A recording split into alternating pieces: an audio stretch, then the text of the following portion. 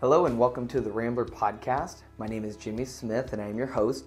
I am the Assistant Vice President of Development and Strategic Initiatives here at Cathedral Prep and also a proud member of the Cathedral Prep class of 2011. If you are a first-time listener to the podcast, I just wanted to say a quick welcome and thanks so much for listening.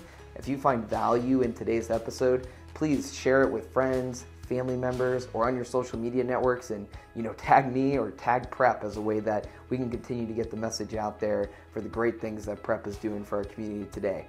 So thanks so much again for listening. Now let's get into today's episode featuring Mr. Jim Stevenson. Hello everyone, my name is Jimmy Smith and welcome to episode number 19 of the Rambler Podcast, where we are passionate about sharing what makes Cathedral Prep the standard of excellence. On this episode of the podcast, we are thrilled to have Mr. Jim Stevenson as a guest on the podcast. Jim graduated from Cathedral Prep in 1984. While at Prep, Jim was an instrumental part of the Cathedral Prep basketball team as he played all 4 years for the Ramblers, and during his senior year, he led his team to the state championship game. Additionally, during his senior year, he was named co-MVP along with Mark Atkinson. After his time at Prep, he went on to Bucknell University before then transferring to Gannon University, where he graduated with a degree in finance in 1988. Jim has also coached the Prep basketball team through the years for a combined 7 seasons for coaches Marcel Araby and Andy Cicini. After college, Jim then began his career working for PNC Bank in 1989 as a credit analyst and has since continued to work his way up in the organization, serving in roles such as commercial loan officer, vice president of corporate banking, senior vice president of corporate banking, and his current role is the regional president for PNC Bank in Northwest Pennsylvania, in which he has been in for the past 7 years.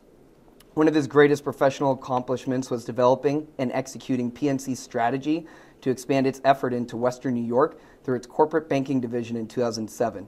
Outside of his work at PNC, Jim is a founding member of the Erie Downtown Development Corporation, a member of the Council of Fellows for the Barron College, a member of the Finance Committee for LECOM and Mill Creek Community Hospital, as well as a member of the Erie Chamber of Commerce.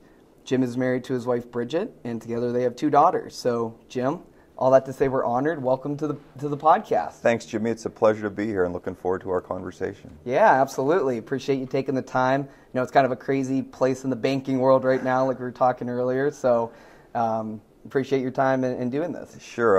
That indeed it is certainly a turbulent period in banking, but fortunately I work for an outstanding organization which has outstanding credit and liquidity profiles, and I'm sure we'll be able to weather the storm. Good. Glad to hear that. So let's get started on the podcast here. So first question, let's start talking about your time a little bit at Prep. What made you ultimately decide to go to Cathedral Prep? Sure. I would say that my father had a big influence, even though he was from Pittsburgh originally and did not attend high school here in Erie. He was a strong Prep advocate. He thought the school's Catholic identity was extremely important, as well as its academic rigor, and then obviously its athletic prowess, all differentiated PNC. And I would be remiss to say if the fact I had 2 older brothers, both of whom went to Prep, didn't play a big part. So when decision time came, there really wasn't much of a decision. Yeah, that's right. Where I was going. Yeah, that's funny because I didn't have any older siblings. My dad, he did not go to Prep, but he did coach baseball, as I'm sure you're aware, with the early 2000s. Your dad was a great pitcher. Yeah. He was really one of the best pitchers because we went to high school roughly the same time, and he was by far the best pitcher in this area. He was outstanding. I've heard the legends, and I've seen him pitch a few times, from my memory and whatnot, and it's cool. I have a baseball card of him from playing minors and all that. Yeah. And so him coaching at Prep really led to me having that influence really early on as well to be able to be around. Yeah, external factors play a role, and definitely. Right, and you trust the people whose guidance and interest in you is sincere, and you kind of go with that. Yeah. And, I was reading your bio, you were, played basketball for the Ramblers, took them to a state championship game your senior year. Can you tell us what your experience was like playing basketball during those years? Because I've heard stories, Father John Dedish telling about taking the buses to state championship games and all this. Can you tell us what it was like for Prep basketball? Well, he'd be a great resource to speak to that. But as I mentioned, I had 2 older brothers, and so our interest in Prep really started, and we started following them kind of in the mid to later 70s. And I would note that one of my colleagues, Jeff Zumigale, yes. who runs private banking here for PNC, played on one of the teams I think was really groundbreaking, and that was a team in 1978. And they lost a heartbreaking game in the Western Finals I remember listening to on the radio. And Jeff today will still talk about that, and it was a tough loss. If you could ever define a tough loss, that was it. Yeah. But I think that team, as well as a few others, had laid the foundation for Prep's success, and obviously a lot goes to Mr. Flaherty and Mr. Wenrick for what they did. And then they had the team in 1980 that won the initial state championship at the AAA level. And my oldest brother, was a member of that team, so I had a chance to pretty much see every game. Yeah. And they had legendary Prep players, Tim Gore, Andy Cicini, Jim Rossetto, and they were just a pleasure to watch. And not only were they fun to watch, but the way that the community supported them and rallied around them was really, to this day, stays with me in a meaningful way. And that team had a great run to the championship. And then I was joined by a few of my grade school teammates at Prep, and we played for a really good team at St. John's. Brian Flanagan, who turned out to be another one of the Prep coaches, was my grade school coach, so he certainly had a big influence in terms of my basketball experience as well as going to Prep. Yeah. So in 1984, it was the first year that they had the Quad A division, and at that time the Philadelphia schools were not part of the PIAA. But that having been said, we were playing against the largest schools across the state and had a lot of success. Mr. Flaherty, my senior year, took our team to Las Vegas, which was the first time a Prep team had traveled to a national tournament. So we did that. It was a great experience, and we had a lot of success. Made a great run through the playoffs, lost in the state championship to what I would argue, and Prep supporters or Prep basketball players who played in the state game and lost may have a different view, but I think we played against probably the best of the teams that Prep had faced. We played Williamsport. They were undefeated. I think they ended up 17th in the country. Wow. We were up 3 with about 2.5 minutes left, and yours truly missed a big free throw. so that happens sometimes. But when I think back on that, and we had fantastic support from our student body. I think of our Western Final game against Meadville in Edinburgh. And I think at the time, Prep had about 1,050 boys at the school. And based upon the ticket sales to the students, it was determined that of the 1,050, about 35 kids didn't go to the game. Oh my gosh. And 15 of them played, I can't remember if it was hockey or water polo, so they couldn't be there. Right. So he deducted them. Virtually the entire school was there. Wow. And the place shook. The place was shaking. Yeah. And Meadville brought a great crowd as well. And didn't start off very well. We won. Got to the state championship, lost. But when I think back on that, it was a very impactful period in my life. And not so much because of winning games or losing games. It was more about the experiences that we had as teammates and with our classmates. My classmates from Prep to this day are my best friends. Yeah. We stay in touch regularly, probably too much in touch for my wife's sake, but from her perspective. But just having those opportunities to deal with challenging periods and how you work through those together, toward a common goal, and then have the support of your classmates again, who are your very good friends. That to me, was such a impactful period in my life.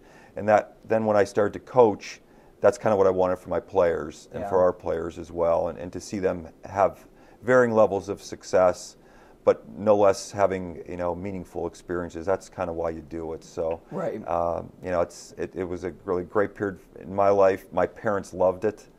My mom, who never played a sport in her life, was as passionate about winning and losing as any of my teammates. She didn't take it particularly well when we lost, but my dad had it all in perspective, and it was really wonderful. Yeah, for me. It's always fun for me to hear those stories of from whether it's somebody's passionate, right? You played basketball. It's fun to hear that. I mean, I got chills hearing you talk about how the student body showed up. Yeah. I mean, I remember my sophomore year, the Prep team was making a run, and we're down in Sharon or something like that, and you basically get the whole student body there, and we're rocking the place out.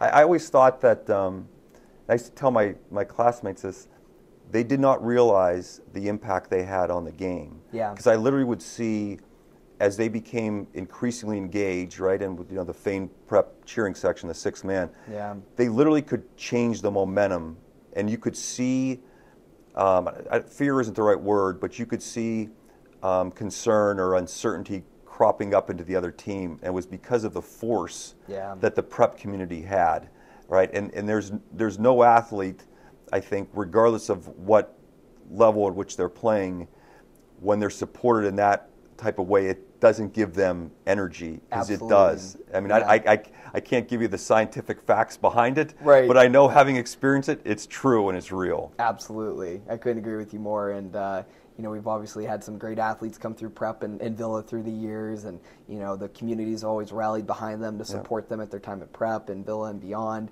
I mean, that's a great testament to the, we take pride in that, to cheer for a fellow brother or sister now for the students there, and continue that legacy on of, championships and whatnot. Well, one of the really neat things about being a prep grad is to see how that tradition continues. And so if you start going back, to be fair, you had great prep teams in the 70s, early 70s and late 60s, when it was, I think, more of a Catholic type, championship team.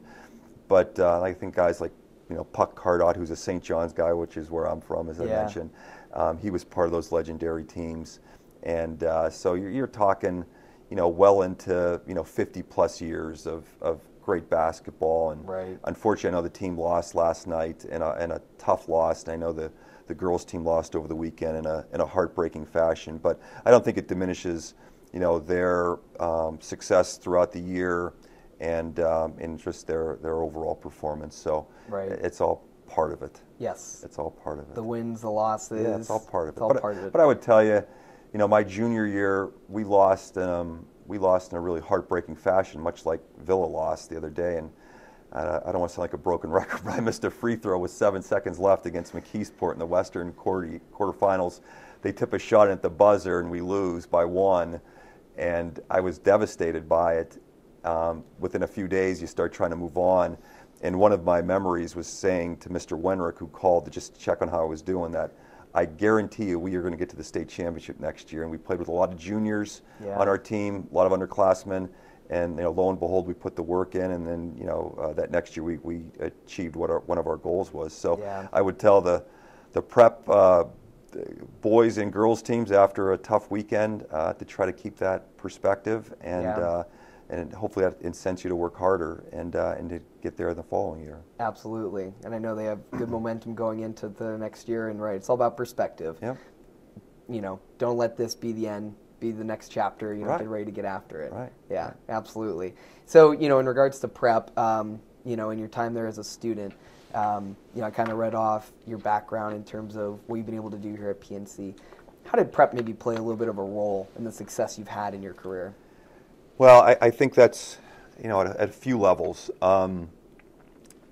personally speaking, but I also, the Catholic formation that I received at prep really has served as the foundation for my life, both as a teen and as an adult.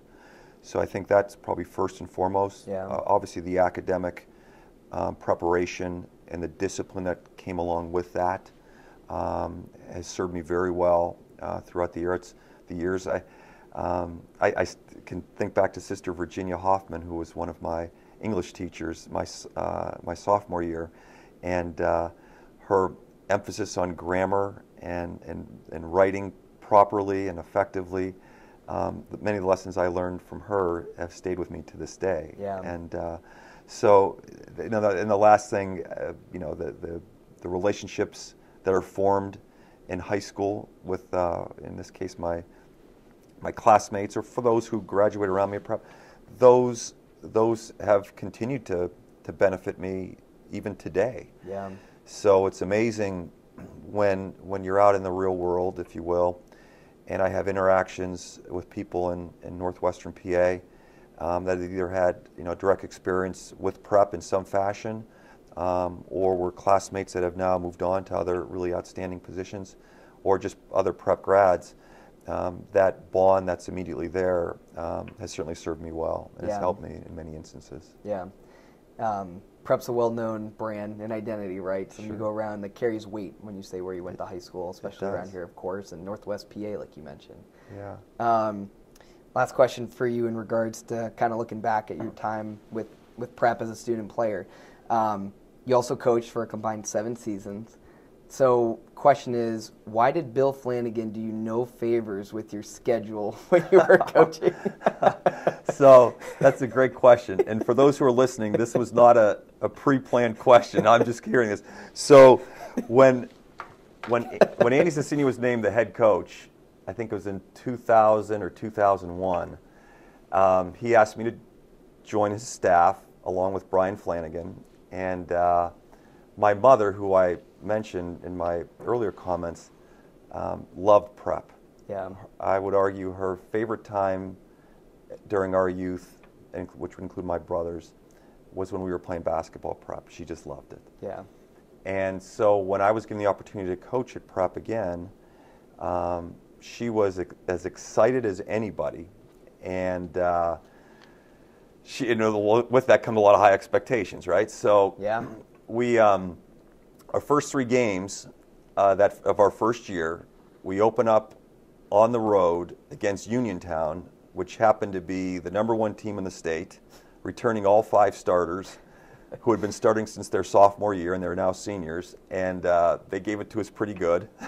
And then we had to turn around the next night and play one of the top-ranked teams in Ohio on the road. They beat us by 3, another tough loss. And then, so now we're 0-2, and you start hearing the questions already. And our third game was on the road at Franklin, which, at that time there were, I think, there were 4A division in which we were playing. Franklin was 3A, but they turned out to win the state championship that year. So we're playing at Franklin. We were up 7 with 2.5 minutes left, and through a series of mistakes, and Franklin playing well because they were very good and very well coached by a guy named Bill Hager, who was one of the best coaches ever in this area. They beat us by 2 or 3, so we started off the year 0-3. And it was, my mom, I remember getting home that night, and she was not pleased with us being 0-3. So I made a reference in another setting to after 20 years, if we had never thanked Bill publicly for his thoughtfulness in putting our schedule around, to please accept that as our delayed appreciation 20 years later. But that was tough. But I will say this: so we talked about overcoming adversity. Yeah. That team got to the Western semis that year, and got on a great run as well. And we played Uniontown, the same team that pounded us first game of the year. We lose to them by 3. Had a shot at the buzzer, hits off the back of the rim to tie it. So talk about improving, staying the course, and that team came up just a little bit short. But really outstanding players like Andy Kabinski and Mark Chase.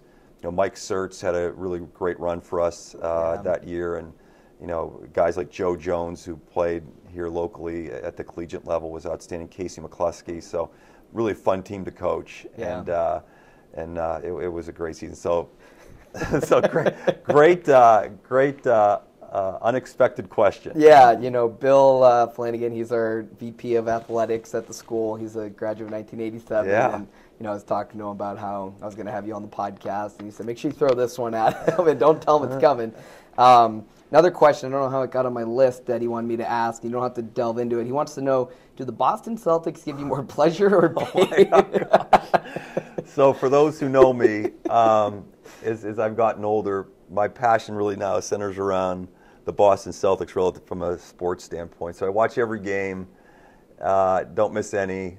And as of right now, the team's not playing particularly well, so it's a little bit of a challenge. But hopefully, with the playoffs right around the corner, the performance will improve. But I will say that short of my kids being born and getting married, in my adult life, I can't think of anything that's given me more immediate an intense satisfaction when the Celtics beat the Lakers in 2008. So I think they won by 39 in Game 6. That might have been the happiest 24-hour period of my life, again, outside of my kids and my wife. So that's great.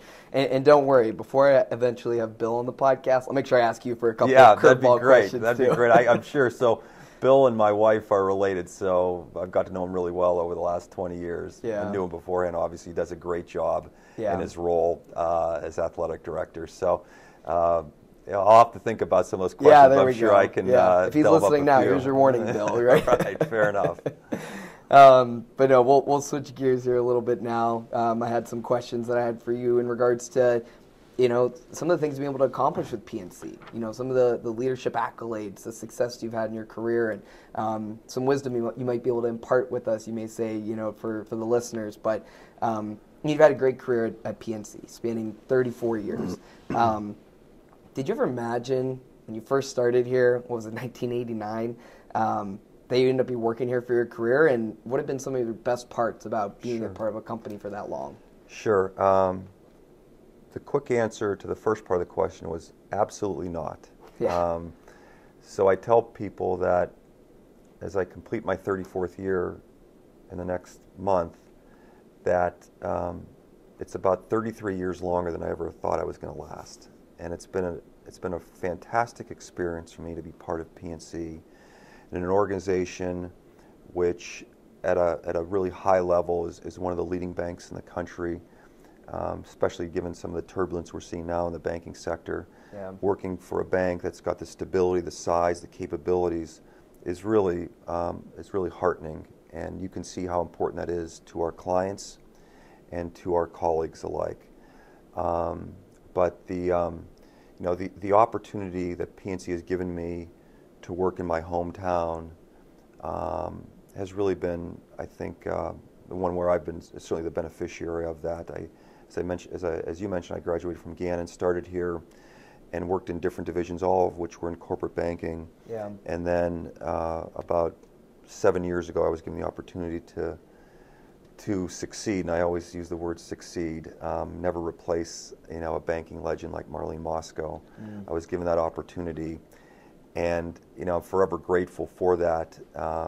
But having the chance to serve in a leadership role for the largest bank in this market, and one in which we have leading market shares across all of our lines of business, for that to happen to a hometown guy like me, boy, I couldn't write the script any better than that. And then having the opportunity, to lead teams comprised of such outstanding individuals, and I learn from them as much as they learn from me, and I mean across the board, either from some of our earlier career people as well as our really experienced people. I learn from them every day, and it's really, and their expertise, their professionalism have made my job here so much easier and so much more enjoyable. So, the chance to serve in leadership isn't provided to everybody. I think it's something that has to be earned, but I think every day it has to be, you have to validate that and justify, your leadership role with other folks. And, from my standpoint with, PNC as well, what we do in the community, insofar as we support different organizations, different initiatives. And I've had the chance to, like on a Tuesday night, talk to a distinguished group of business leaders and community leaders, and then 3 days later, I might be reading to preschool age kids, and then a week later, I'm introducing a band at a concert. So where else do you get that right. that variability and that flavor? So it's all been wonderful, and it caused me to broaden my horizons. It's made me a more well-rounded and a better person, having all the experiences that I've had. So for that, I'm eternally grateful. Yeah. Just as you were talking, you're getting me thinking about, you mentioned leadership being earned, right, not given. And then also, once you get appointed to a position, now it's validating that, every day, every week, continuing on with that. I listened to John Maxwell podcast, CDs. He's a big leadership author and speaker. And he talks a lot about leadership isn't a position. You don't just become a leader because you get appointed to a position. It's who you are. Yeah. Can you talk to us a little bit about that statement you're talking about, leadership being earned first off, and then on the back end, once you become appointed or succeed to a position, how you validate that? Yeah, that's a really fair question, Jimmy. So I think you have to earn it. So you have to earn it through, I think, a level of expertise, right? You have to have some technical skill or insights. Doesn't mean you have to be all-knowing on whatever the subject matter is. I mean, I certainly don't know everything about banking. I'm learning more every day because the environment changes every day. But my background was in corporate banking, which enabled me and provided me the opportunity to engage with corporations of varying size, and over time I started dealing with larger and larger companies. But it gave me insights and expertise that others may not necessarily have, and our bank views that as a really important criteria. Yeah. Once you kind of get into the position, I think about my years coaching basketball, and one of the things I learned from coaching, I think coaching, and I certainly made my more than my fair share of mistakes along the way. You learn about how you deal with people, how you set the right expectations. You don't deal with everybody the same, and everybody's not coming from the same place where you are, right? They're at different levels, and I think you have to meet people where they are. And I think initially it's probably more about our colleagues, and I would argue players on the team. Before they're interested in knowing what you know, they have to know that you care about them. You have to care about them where they are as people. And I think if you do that, and that has to be sincere, because people will see right through it if it's not. If your sincerity and your genuineness, if they show through, right, then they're going to be interested in what you know and how you can help them. And then it gets to be about, in terms of validating your role as a leader. PNC is very much a proponent and believer of the concept of servant leadership. So it's more about what I can do to help others do their job better. And that may be different for everybody. But what can I do? How I engage with a more senior person is going to be different than how I deal with a more junior person, because they're at different places in their respective careers. So, but that's that concept of servant leadership, which has been so emphasized here at PNC. And quite frankly, it's something I really had to learn over time through some of the mistakes I've made. One of the challenges I had, and this may go back to playing sports, was I was used to being in control of everything, particularly the position I played. And I was given that responsibility by my coaches, and that can be a great thing, but also can work a little bit against you as you get older, particularly when you're working in a business setting. And so what do I mean by that? I think you have to empower people to do things, which involves a level of coaching and things such as that. But I think you have to let them make their own mistakes, let them learn from them, but you have to fight yourself against wanting to do everything by yourself. Yeah. If there's any lesson I had to learn in my 30 plus years at PNC, it was just that.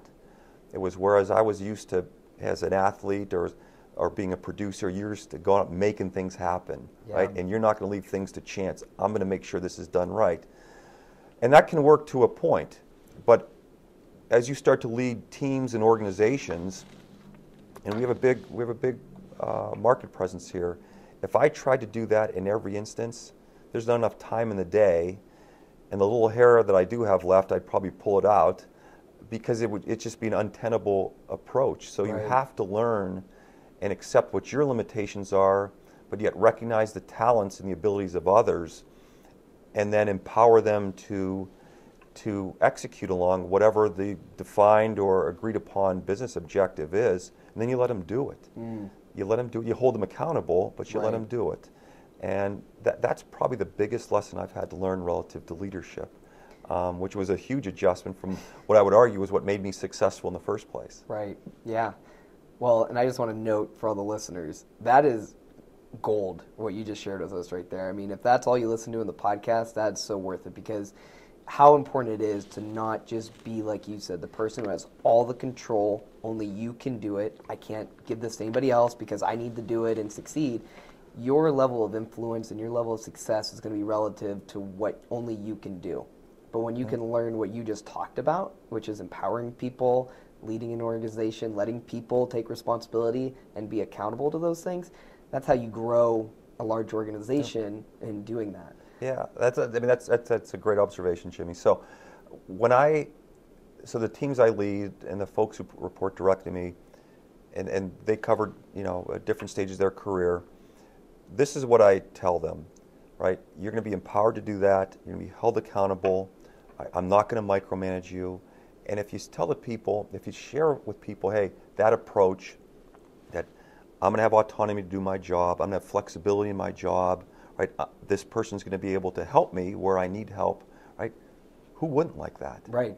Like, everybody likes that. Yeah. It's just the opposite they don't like, where they're given no guidance, they're micromanaged, right? Every move is being overseen. Like, that's just not a good environment, and it's not healthy, and I don't think people flourish in that type of setting. And people listening now might be even thinking, oh yeah, my boss is like that. He's like, or she's like that. And it's now think of yourself in that role and having to empower other people to be able to do the same. That's where I think the transition can be hard. We all love that opportunity to not be micromanaged, to be giving responsibilities and accountable to somebody that provides guidance. But then to take that and transfer it to now you being the person that can do that for others, that's what you were talking about. You had to learn the difference between the two early on. And I know, as I mentioned in some of my earlier comments about coaching, and in hindsight, when I coached, and I coached for a lot of years, and I was an assistant coach, I was a head coach. The head coaches with whom I had served always had given me a lot of autonomy to incorporate concepts and teach concepts that I was, passionate about, or I thought could really help the team. In hindsight, as I think about myself as a head coach, I probably made more than one or two mistakes there, and I wish I would have given my assistants, all of whom were really outstanding coaches in their own respective rights. Yeah. I wish I would have given them more autonomy to do things. Yeah. But again, it kind of gets back to how I was, which was, I'm going to make it all happen. It's all on my shoulders. Yeah. And I probably lost out, and I would argue our teams lost out on not being exposed to other coaches more so, as opposed to just hearing my voice. So. So any of my assistant coaches who are listening, I apologize. So it's my mea culpa. Well, you live and you learn, right? Yeah, you that's grow right. That's right. So I kind of want to press in this a little bit more too and ask, so somebody who's listening to this right now, right? Maybe they're thinking to themselves, as I'm commenting on what you're talking about, like, oh, shoot, that's me, right? I'm a control freak. I'm somebody who wants to be the lead player, the impact person. You mentioned that was one of the biggest lessons you learned. How did you, or what recommendations would you make for somebody who wants to now take that step into leadership? Like, what things did you learn that you could recommend to somebody, some basic things they can start off with to start doing those things? Yeah, that's another great question. So this is what I tell folks on our teams and who aspire to leadership. Yeah. But they're not there yet, right? Because they have additional development that's necessary or experience that's necessary. Yeah. So we have these conversations regularly, about their growth, their development into someone who would be a leader. And so what I suggest to them is, although you're not in a leadership position right now, start to act like you are. And so how do you do that? You find folks, other colleagues that may be junior to you, and you start serving as an advocate or as a mentor to them, and look for ways to help them. And you think, okay, how would I coach this person up? What would I do? So maybe unbeknownst to you that you're maybe not serving, maybe it's unbeknownst to you that you are a leader in that regard, insofar as there's no one who reports to you on a straight line, right, in the organizational chart. You can still be serving in many of the same capacities and functions that a true leader would. Right. So that's what I would tell people is find somebody that you can kind of serve as a mentor and see, hey, this is what works for this person, and expose yourself to different types of people, right? And they can be, men, they can be women, they can have other types of, differences in their backgrounds, and being exposed to as many different types of people, right? Because we come across people from all different walks of life and different backgrounds. I think that's what helps you start to learn how to deal with people. And you can have the most, expertise on whatever subject matter, but if you don't know how to deal with people, it's very difficult. Right. Because eventually relationships will be frayed, And then once that happens, it's hard to rehabilitate those. So what I would encourage people to do is to look for opportunities to serve in a leadership role before you're actually placed in a leadership role, if that makes sense. Yeah. And I speak to whether it's a teacher or a coach or an existing employer, and just be clear about, hey, I aspire to this, I want to do this, can you help me? Right. There's not anybody who serves in that role that would deny that person help, right? You want to help, and one of the neat things of being where I'm in my career today, and I get more satisfaction at 56 years old, serving as regional president, watching the growth and development of our young people than I do from any big deal or business transaction that we may win. It's watching. That's really a neat thing, and it's something I probably didn't appreciate when I stepped into the position, to see the profound effect that you can have on people across your organization by how you engage with them. Right.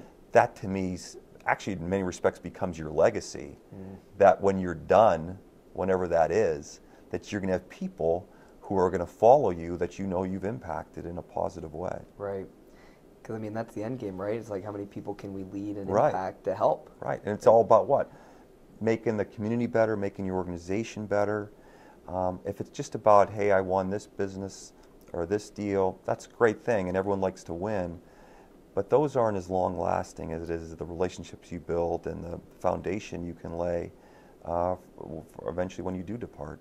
And I would say, anybody listening, encourage you that whether you're at a company that has 3 employees and you're one of the 3, or you're at an employer that has 100 or plus, what Jim's talking about right now, you can apply and do right where you're at, just going out of your way and take a little bit more initiative to help people and serve them.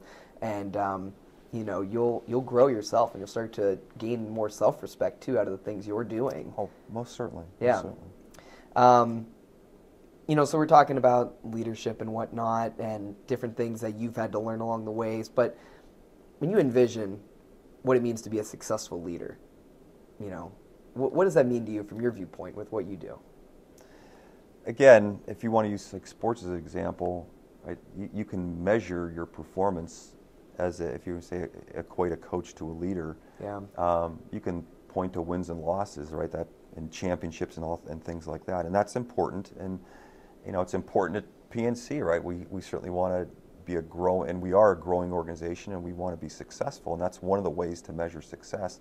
But I think more importantly, and I kind of alluded this in the last segment, was around your impact on people, right? And it's are you helping your people grow and develop, provide them with opportunities to be successful, because everyone has his or her own aspirations, and if you're not helping people achieve what their own personal goals are or professional goals, they're going to find a place that is going to help them. So what ends up happening is you lose really quality people, and that's, in this environment, it's really difficult to replace quality people. So again, how I look at leadership, again, you can point to wins and losses or things such as that, but it's also, and probably more importantly, about how you're impacting people and how they're developing. Yeah. No, I appreciate you sharing that. And, when I was reading your bio, we talked about how you developed the strategy for PNC's expansion into Western New York. Can you take a moment to talk to us about what it was like for you in developing that strategy, but then also the execution of doing that? Because I know you're pretty proud of your accomplishments. Yeah. So it goes back 2007, 2008, and I would say in one regard it was about self-preservation, because at the time I was in corporate banking, and we were calling on companies that are over $100 million in annual sales. And we have some geographic limitations here in northwestern PA, about to I-80, right? If you head south, all right. If you head east over the state line, over west over the state line, we're going to encroach on the Cleveland market. We had a dominant market share here in our legacy footprint, and a limited number of companies over that 100 million sales threshold. A number of them had either been acquired or moved out of the region. So I was kind of looking at my own future and opportunity, like, geez, I better make something happen because we have some real challenges here. So as I mentioned, geographically, we had challenges heading to the south as well as to the west. to the north, right, you end up in the water. There's nothing I can do going north. So for us to grow in what I thought was a meaningful way, we had to look beyond our traditional footprint, which covers 13 counties in northwestern PA. So the obvious and the logical play was to go into western New York. And that started with in Buffalo, and then after time it included Rochester. And it was I would argue, if not the best, and one of the best professional experiences of my life. Mm. And why is that? It's because, one, I had the benefit for years, having grown up in Erie and being in northwestern PA and having a lot of contacts. I could rely on a lot of those contacts or the PNC name and the strength of the brand to open up doors for PNC. Right. But heading into western New York, PNC had no presence. The question I would get more than anything else was, what does PNC stand for? Mm. And this is from prospective clients. Yeah. And then when I would ask what they know of PNC, more times than not, they'd say, we know you have a great baseball park but in Pittsburgh, but other than that, we don't know anything. So not only did I not have any, clear connection to the community, PNC didn't as well, or either. So it really forced me to become a better banker. I had to be that much sharper on what I knew and the value that I could bring, and not just value, but differentiated value based upon PNC's leading capabilities and solutions. And then you had to be persistent. Yeah. So all those three things combined enabled us to grow in a market where PNC had no presence, very limited, if actually no name recognition, and a place where I didn't either. So again, diligence, persistence over time, we started to make some headway, and we really grew it into, a meaningful contributor to the success of northwestern PA. Wow. And I would argue that it actually served in many respects as a catalyst for PNC overall to start to broaden its reach into markets where it had no presence. Yeah. And so I'm really proud of that. Would not suggest for a minute that I did it by myself. Sure. The teammates that I had here locally, the support I received where necessary from other parts of PNC really helped us carry the day and win those opportunities. So that was a long time that was in development. And I'd love to say it was Jim Stevenson sat there by himself one day and thought this up, but it really came from contributions from others. I think of Lou Costello, who runs all of the regional president markets for PNC, and he's the regional president for Pittsburgh himself. A gentleman like Chris Knoll, who's a prep grad, and Chris unfortunately passed away a number of years ago. He ran corporate bank at the time. David Matthews, our chief credit officer, they all were instrumental in terms of developing the idea and being supportive of what we were trying to accomplish. So like any good team, no one person carries the day or wins the game or wins the battle. It was a collective effort from a lot of people, and I got a lot of support to make that happen. And I'm pleased to say we're continuing to deepen our penetration and broaden our reach into Western New York. And what the great thing about Western New York is, and I'll say this even though I'm a Steeler fan, I'm a kind of a closet Buffalo Bills fan. That region is so similar to ours. The culture is so similar to not just northwestern Pennsylvania, but all of western Pennsylvania. And they've suffered through some really challenging losses. I know Bill Flanagan can relate to that specifically, and a few others, Andy Cicini being one of them. They've suffered in many ways. So it's just a great region, wonderful people, salt of the earth, and I've enjoyed every minute I've had up there. Well, I appreciate when I was asking you kind of a little bit about your bio, you sharing this with us, and I wanted to ask about it on this podcast because, if you're somebody listening to this and you have your own company, you're in sales, you're a driver at part of what your position is, right? You got to grow and expand. Yes, this was Jim's story and some of the things he shared about what they did, but go back and listen to this and take notes for yourself. Like, what is it that you're doing, and what is it that you can learn from what Jim just shared with us about how you can apply that to your position and what you're doing to grow something? Yeah, I think that's really a fair comment. I mean, what I would tell folks is, right, it's great if you can work in the same region, but hey, we're an hour and a half away from Western New York. But even regardless, in the way that the world works today, where there's so much connectivity, right, for all the technological reasons that we can all appreciate and understand, I find that relationships are really important, and I can only speak for corporate clients, they're looking for value, right? And if you can differentiate yourself based upon the the values that you bring and the impact that you can have on a given company, they're interested. Yeah, they're interested. All right. Then it's a matter of, can you execute and can you deliver in the appropriate, in the proper fashion. So, where you sit still matters, but not as much as it did because of the ability to connect with people through technology. Right. Exactly. Well, hey, got a couple final questions for you. One that I had written down, which you kind of already gave us a lot of this, but for a young professional, maybe listening to this episode of the podcast, and maybe they aspire to accomplish some of the great things that you've had outside of maybe what you've shared with us so far. Is there anything additional that you would give advice to that person who's young in their career starting off? I'd be open to a lot. Yeah. I'd be open. Where you start today may not be where you're going to end up if you move into a position of leadership. If you'd have told me 34 years ago I'd be as a regional president, I never would have believed it. Yeah. But I think also you have to be willing to take on additional responsibility. And so what do I mean by that? Because that's the way that you can demonstrate a lot of positive qualities that turn into future opportunities. So when I moved in this position, almost, it's a little bit over 7 years now, Marlene Moscow was, again, a banking legend.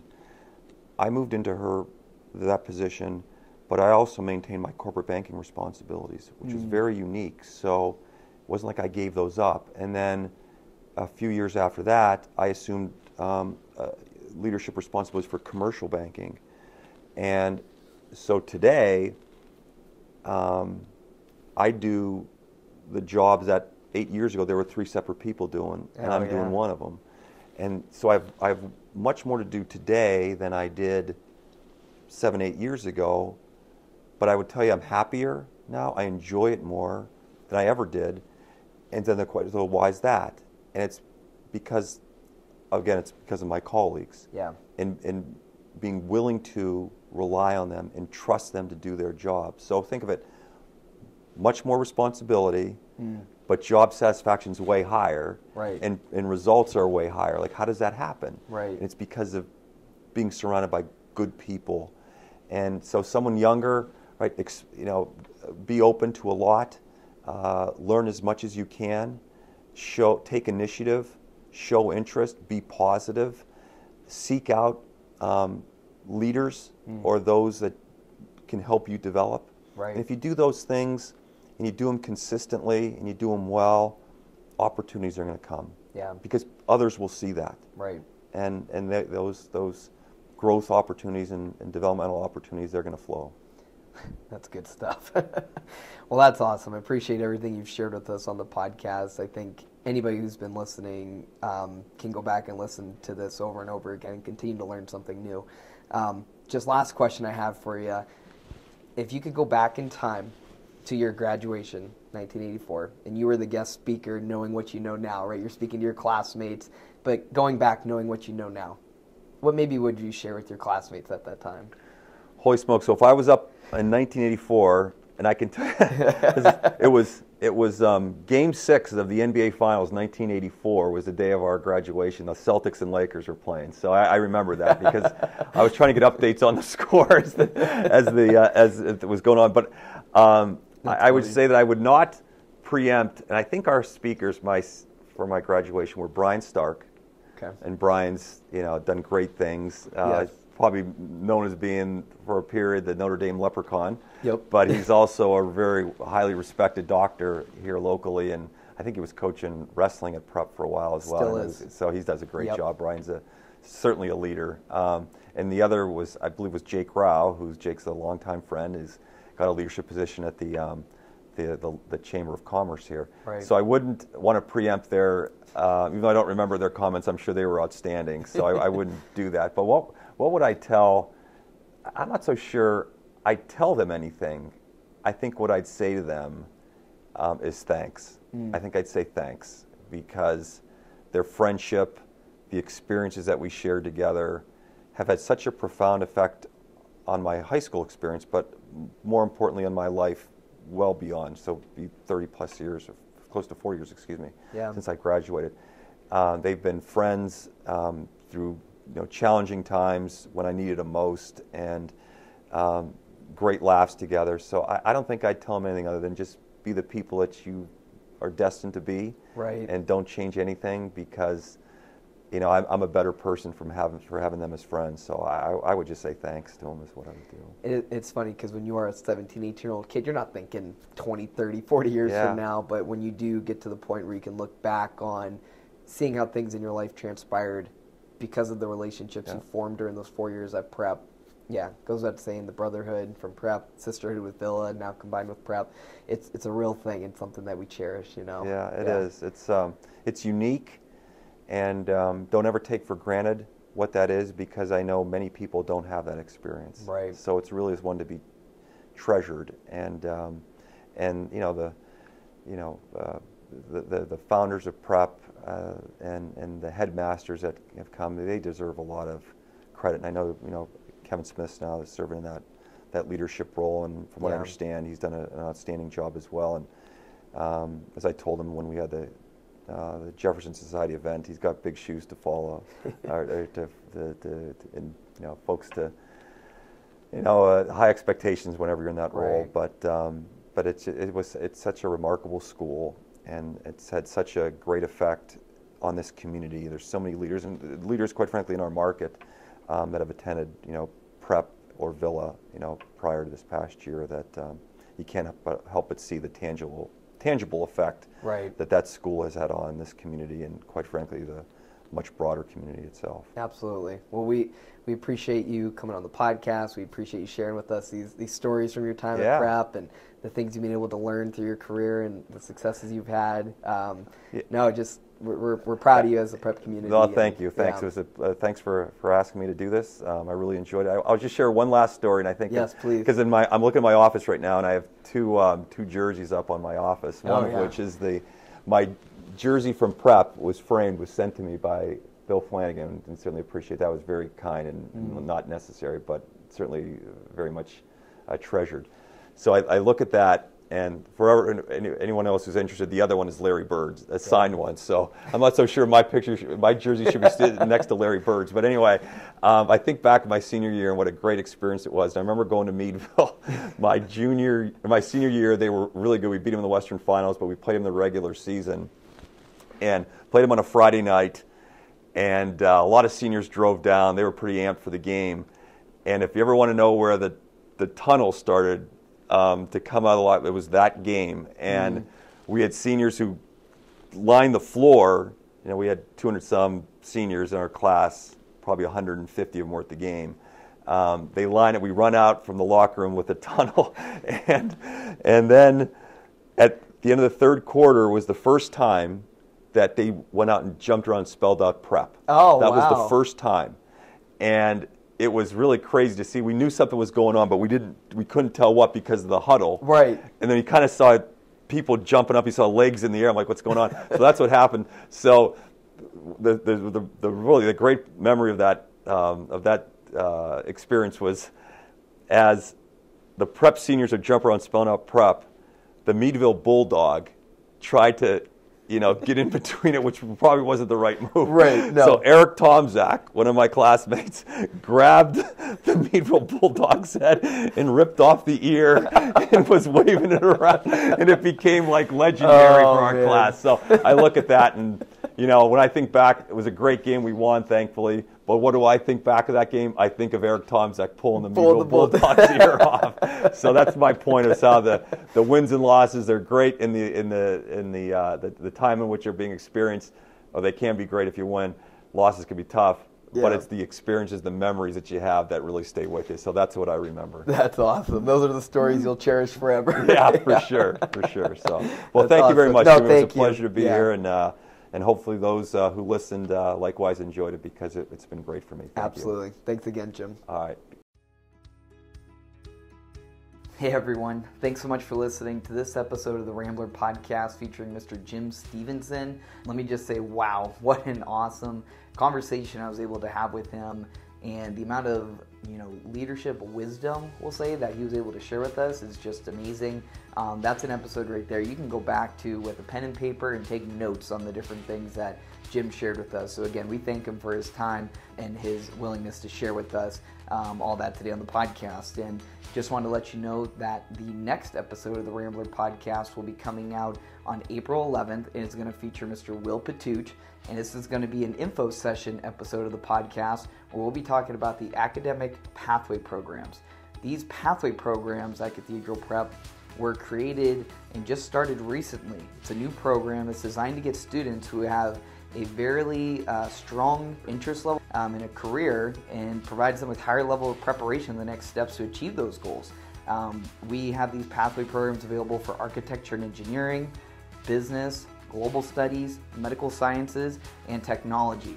So Mr. Patuch, Will, is going to share with us some information about the pathway programs, how they were created and who they're designed for, and the benefits they have for our students at Cathedral Prep. So really looking forward to sharing that episode of the podcast with you as well. So thanks again so much for listening today. God bless, and roll Ramblers.